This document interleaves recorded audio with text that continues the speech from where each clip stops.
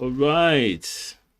Welcome to Ask Ade Live, the very best marriage revival YouTube program that you can find. And today we are going to have a great time. And I will be answering the question: how do you eliminate emotional outbursts in your marriage? So, anger, throwing things, breaking things or speaking really hurtful words, even crying. How do you make sure that that doesn't remain in your marriage so that you can have an excellent, loving, joyful marriage? That's what I'm going to be talking about.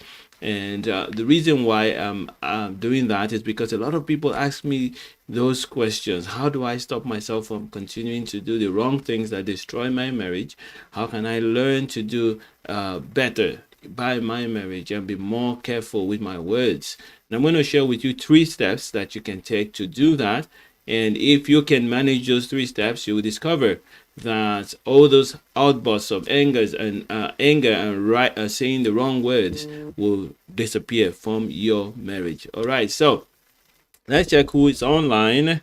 If you are online with me right now, why don't you share with me by saying hashtag live? If you are joining this on a replay, hashtag replay.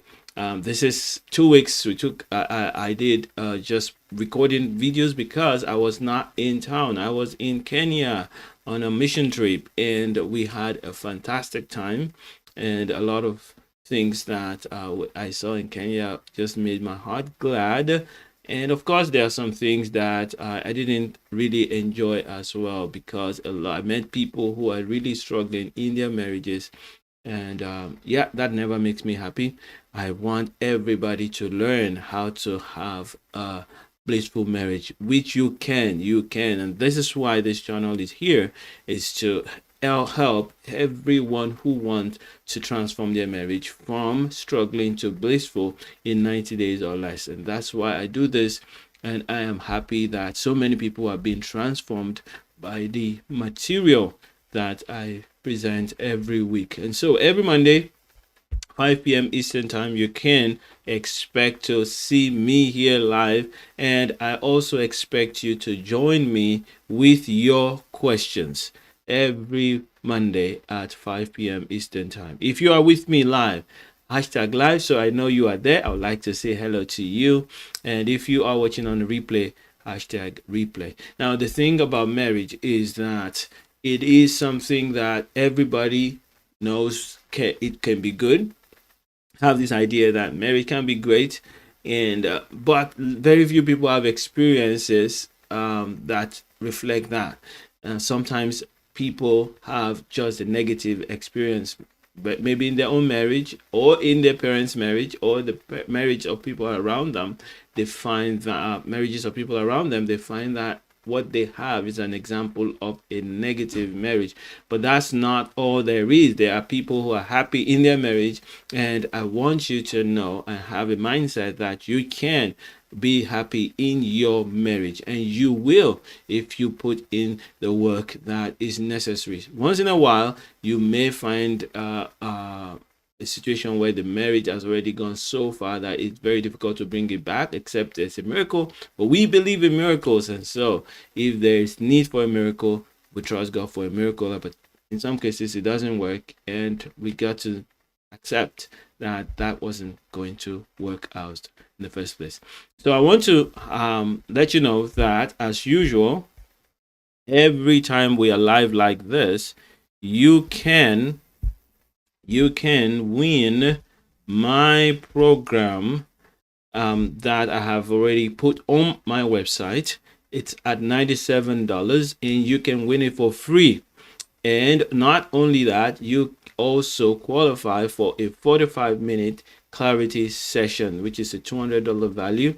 You can join me on Zoom, and I would give you 45 minutes of my time, help you handle whatever topic you want to talk about with regards to your marriage. If you are live, all you have to do to win this is to say hi, to type hashtag live, and then later on in the program, if I ask a question, you be the first to answer that question, and it will be yours. This program will help you manage your joy. This is the foundation of the love workout system. Helps you understand what unconditional love is, and helps you to apply that to your life, and it begins to transform all your relationships. If you work on the material that I have here, you will see yourself already moving forward in all your relationships. So this is a very good material. It was a 5 days training that we did. It's packaged together, and it will transform your life. All right, so if you are live, you can win that. Now, as we continue, I want to also highlight the fact that I recognize that a lot of people do not even know what unconditional love looks like. Let me do an exercise that will help us understand what it really is. If, for example, this is hypothetical, really hypothetical, not real. If you are, say, a husband or wife, and some people discover who you really are, your thoughts and your problems that you had in the past. Let's assume you cheated on your spouse in the past, or you embezzled some money in the past, and this is discovered, and it becomes public. I want to ask you, out of hundreds of friends or few friends that you have, what percentage of your friends will their relationship remain the same or get better? So let's assume you have 100 friends, and it is discovered that you have cheated your spouse, or you have embezzled some money at work. It is discovered. How many of your friends do you think would remain constant? Their friendship will become stronger or better, or remain the same with you? I want you to think about that, and maybe answer that in the chat or in the comments later on. I want to know what you think will happen if that happens. So unconditional love is love that remains constant regardless of what happens. So if you are discovered to have done something wrong, what would happen? Would your friends continue to be your friends? And if you say yes, what percentage of them? 2%, 10%, 100%, 50%? Let me know in the comments or in the chat. All right, so today I want to go to the topic I have for today. How can you eliminate outbursts of anger and all ways of expressing emotional outbursts? How do you eliminate that from your marriage? How do you make sure that doesn't happen anymore in your marriage?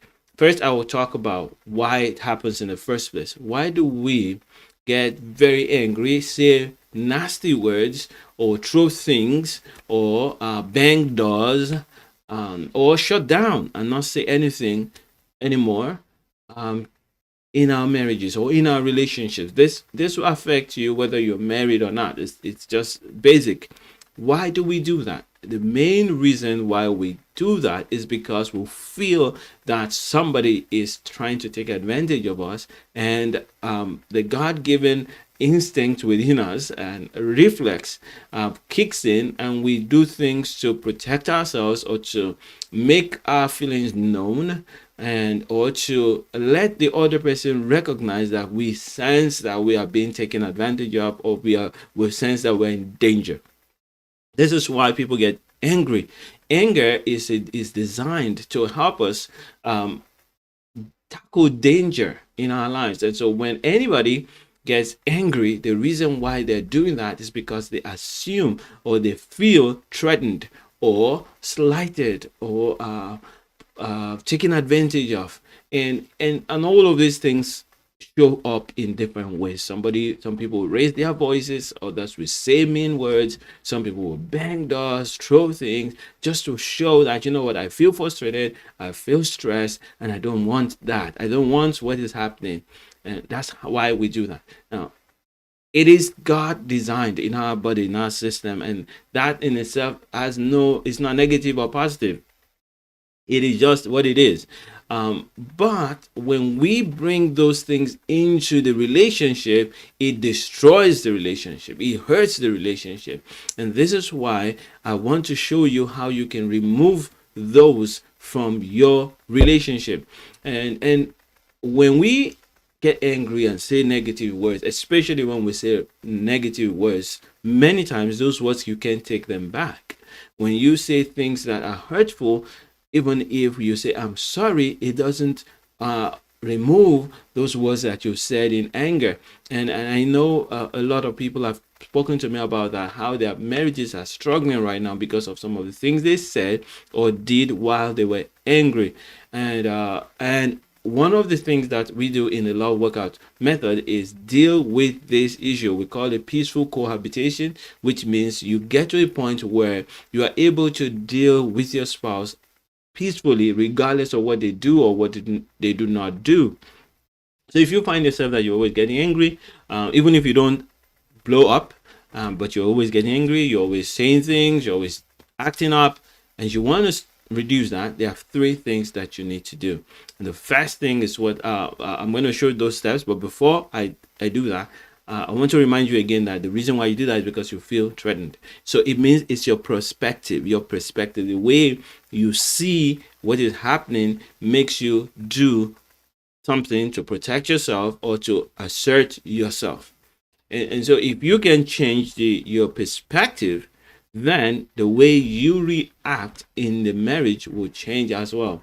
If you, for example, if you're driving on the road and someone cuts you off, and you get angry, of course. Why did this person cut you off? Now, the reason why you're angry, if you think about it, is because you assume that that person is only thinking of themselves and they don't care about the accident that they will cause if they by cutting you off, and you're angry that they are very careless and they put you in danger, right? But if, for example, while they did that, you saw through the door that the wife of the man is actually about to put to bed, there's a baby coming out of the woman, immediately the anger within you will subside. Why? Because now you see that they're not intentionally trying to hurt you, but they are also in danger themselves, or there's something wrong that is going on, and the anger goes away. Why did the anger go away?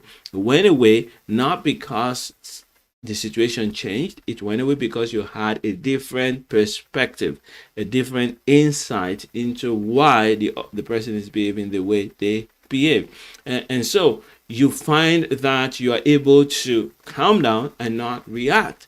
So the same thing will happen if you want to remove anger, remove outbursts of emotions from your marriage.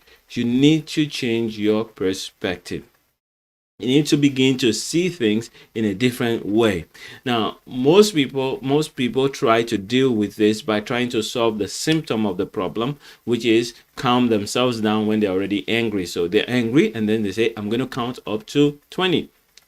1, 2, 3, 4. Now, that works if you already know why you're doing that. But if you're just trying to calm the anger down without changing your perspective, many times it doesn't work. And what happens is that you say you get angry, you say the wrong things, you feel bad for saying those wrong things, and then you say, I'm not going to do that again. But then before you know it, you'll find yourself doing it again. So that cycle continues and continues. What I want to do with you and what I do with my clients is that I train and I help them to train themselves to change their perspective when they're not angry, because you can keep working on yourself while you're not angry. If you're trying to solve the symptom, you have to wait until somebody gets you angry before you start counting up to 20, or walk away from the situation. But if you learn to work on your perspective while you are calm every day, you will discover that when people will do things that are supposed to trigger you, it will not. Why? Because you've been working on yourself all along. So there are three things that you will do, 3 steps. The first thing is to stop judging. Yes, stop judging. Now, what do I mean by that? When, for example, let's use the example of the car, the person driving and cut you off on the road. The reason why you got angry is because you judged them. You assumed, and that's what judgment is, at making an assumption and making a conclusion without all the facts. So you assume that this person was driving just carelessly, and that assumption made you to think that the person was just needs to be corrected and all of that, and then you got angry. Now, to stop judging, you have to remind yourself that I do not have all the facts, and I cannot have all the facts. Only one person has all the facts, and that's God. I don't have all the details why this person is behaving the way they are behaving. And from my point of view, they are behaving irrationally and carelessly and mean. However, I don't have all the facts. There might be a good reason why they're doing that. If you learn to think like that, you learn to train yourself not to judge. Now, there are other things that you can put into place, but if you learn to do that, you will find that you have reduced to you cut off half of the reasons why you will get angry or burst out emotionally. Sometimes it's even just for example, a husband forgets to do what the wife told him to do, or vice versa, and the other person just feels that you are so careless. You only think about yourself. And now the reason why you feel that hurt is because you assumed that that person is doing that. You do not know that though. So in order not to get angry or burst out emotionally, we must tell ourselves, I never have all the facts. And so instead of getting angry, I will wait to get all the facts. I will take my time to know all the facts. And it takes time to do that. You cannot know all the facts because you don't know also part of the facts is the background of the person, the life that they lived before. So that's the first step. Remove judgment. The next thing is remove expectations. So people get angry not just because of judgment, they also get angry because of expectation, especially in marriage. Marriage, you expect your spouse to do one thing or the other, even though they've not promised to do that. And so if you want to eliminate this outburst of anger, you need to train yourself to reduce your expectations on and just limit them to the things that are promised. So if a person promises to do, your husband or your spouse, your wife promises to do something, then you have a right to expect that. But then you must also expect that they can fail, because they are humans. They can fail. And so if you try to make sure that your expectations are within the normal range, which is only what is promised, and even when they promise that they could fail, then you find that what's supposed to trigger you will reduce. It will reduce. You won't be triggered. For example, someone says, I'm going to come and take you out at 5 o'clock, and then you expect them to show up because they promise, but then you also know that they are human and they can fail. And so when they don't show up at 5 o'clock, instead of you to get angry, you gotta say, well, they're human. Maybe something happened, and whatever happened is what happened. And even if you find out at the end of the day that they forgot, you already prepared your mind that they can forget. And so instead of getting angry, you observe, you discover, and you can begin to work on that and enroll yourself in helping that person to be more time conscious and not disappoint you next time. So this is the second one. Of course, this is a high level of it, but if you learn that, and God has helped me to do that, and I've shown it to a lot more people, and every time I present this at first, people say, no, how am I going to do that? But if you look at it properly, you discover that the reason why we really get angry at our friends and at our spouses is because we put expectations on them that they never promised, and sometimes they are unrealistic. They cannot fulfill that. They cannot fulfill those things that we expect them to do. So we'll remove that. And the last one is, instead of making demands, make requests. And what's the difference between a request and a demand? A request is that you ask and you expect the person to have the choice of saying yes or no. And if they say no, then it's all right. They have the right to say no. Now you may say, but I'm married to someone. Why would they say no to me?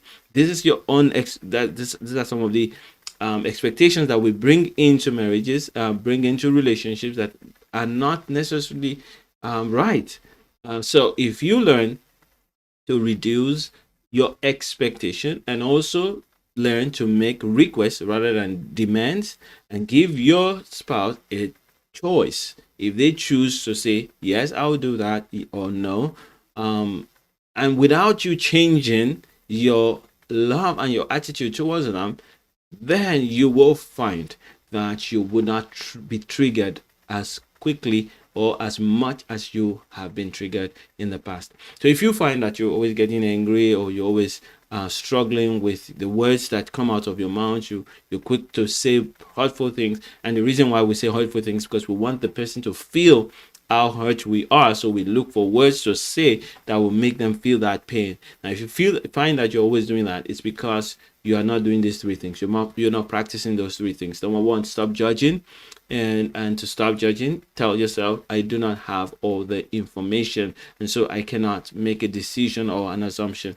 The second thing, reduce your expectations, or eliminate all expectations, and just work on people's own promises. If they promise, I will do that. For example, you say, I came home and all the clothes are everywhere, and I've not eaten, and you didn't go to work and you didn't cook, but they never promised to do that. Never promised to do that. So you don't get angry at that. But of course, you're human, and you may find yourself, if at the end of this meeting you may say, I still feel angry. Yes, that's because you've not been practicing. If you start practicing to say, you know what, if someone doesn't promise something, I would not expect them to do it, and if they do it, then I will be genuinely happy, and I'll be able to say thank you for doing that. And you know what, that creates a cycle of positive appreciation. When you do not expect, and then they do it, and you are genuinely happy for the fact that they did that, you will find yourself genuinely saying thank you and showing appreciation, and they will do that more and more and more. And the last one is, instead of making demands, which is when you ask for something and then the person doesn't do it or says no, you get them, you make them feel bad, you make them feel guilty. You stop all that and you just focus on requests. And if you do that, you discover that you will not get as triggered as you usually will get triggered. So those are the 3 steps that I'm going to share with you today. But of course, when this is just one part of the entire method that I share with people. It's just one part of it. So this is what we'll call peaceful cohabitation. I'm going to show you on a bigger slide. So peaceful cohabitation here is how you learn not to get easily triggered, and that is just one part of the 9 steps. And what I share with you today is the high level of it, but those are the steps. If you can learn those steps, and I have other videos that go into a little bit more details on each of those steps, but if you can learn those steps, you will find that you are enjoying a better, stronger relationship. Now, of course, that rides on other things. It rides on the fact that your heart is in the right place, and you have kept your joy. You know how to handle yourself. Your joy is, you have extracted your joy from your spouse. You're not depending on your spouse to be happy. You're depending on God to make you happy. So when you have done that, and remove your face mask and submitted completely to God, remove your mask, and then peaceful cohabitation becomes way easier. And these 3 steps that I told you to do will become easier to do. And as you and the beauty of it is that you can practice when things are going well. You can practice every day. You don't wait until you're triggered, and you don't put demands on anyone. You're just learning and learning and learning. And how do you get better? Each time you fail, you go back and you talk to the Lord and say, I failed at this. This is, I was making a demand rather than a request, because the person said, my husband said no, or my wife said no, and I felt very bad, and I tried to make them feel bad. Now that's a demand. If you make a request, it should be open.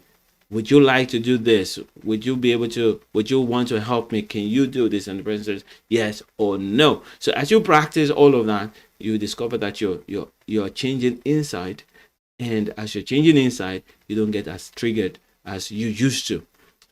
There is no quick fix to all of this.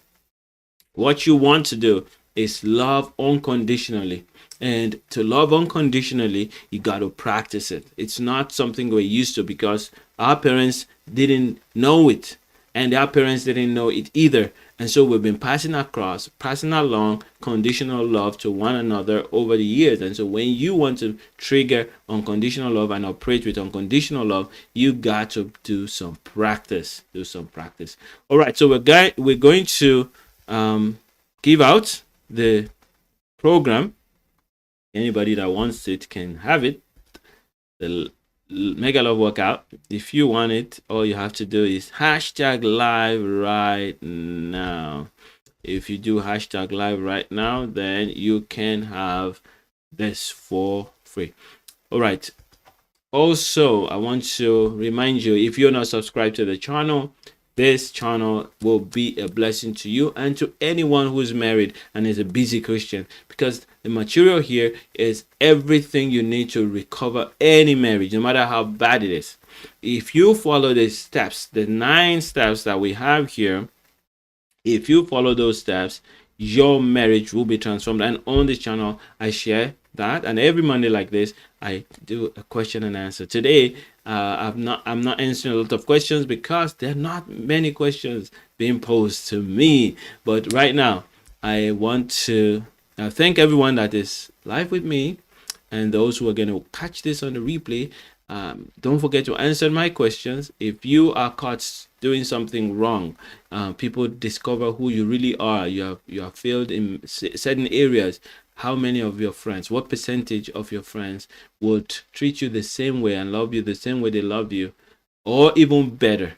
I want to know that. That's what unconditional love looks like. People continue to love you and treat you better, regardless of your mistakes, because you are still the same person. The fact that they discovered that you have done wrong has not changed you. You are still the same person, and so they should continue to treat you the same or better. All right. So I want you to look at that and think about it too. How would you treat somebody that you discovered have done wrong? Do you treat them worse, or do you treat them better? Do you go close to find out what's wrong? How come this happened? Tell me more about it. How can I stand with you to overcome this problem? Is that what you do, or do you just throw stones at them and say, you know what, I never knew you're a fraud, and I don't want to talk to you anymore. Go away. I want to know, what are your thoughts on that? That's what this whole mega love or love workout is all about. It's about loving unconditionally, being there for your spouse regardless of where they find themselves. When the enemy attacks them, when the enemy tries to pull them down, you rise up and stand with them and fight with them to overcome the enemy. And I know sometimes it looks like they are the enemy, especially because they continue to allow the enemy to steal from them and mess them up. And so you may feel as if, look, if I continue to stand with them, they are going to continue in this error. But I want to let you know that even when real love, when you stand with someone, you can apply tough love too, but consistently, regardless of where they are. You can say, you know what, this is what you're doing. I'm not going to be able to stand with this, but I'm standing with you, and all of that. So let me know in the comments what your thoughts are and how you are experiencing that. I appreciate everybody that is subscribed to this channel. I do not take you for granted. When you subscribe, make a note to say I subscribed or to say hi. We would like to welcome you into the community and to answer your questions. You can send me questions via email. You can send me questions through the comments. I read through the comments and I answer some of those questions on video like this. The topic I took today was because of certain people that asked me questions in the last 2 weeks. How can I stop this? You have videos about this. And I said, you know what? I'm going to talk about it. The steps that you can take to change your way of reacting and to reprogram yourself with love as a foundation, every day and all the time. If you work on it while you're not angry, you will get a better result than if I give you tips on what to do when you're angry. And you know what? The beauty of it is that when you know how to deal with yourself when you're not angry, you will come up easily with ideas and ways to stop yourself from doing the wrong thing uh, uh, when you're angry. All right. So that's it for today. Thank you for joining me and thank you for staying consistent. I pray that your marriage will become stronger and better, filled with more joy, and your relationship in general will be strengthened as you yield to the Lord and trust Him to work out His love and His life in you and through you. And as you go into the world to shine the light of love, your joy will be full, and the name of our Lord Jesus Christ will be lifted up. The Lord bless you. The Lord keep you. Till next Monday. Bye. It's Ade Subanjo.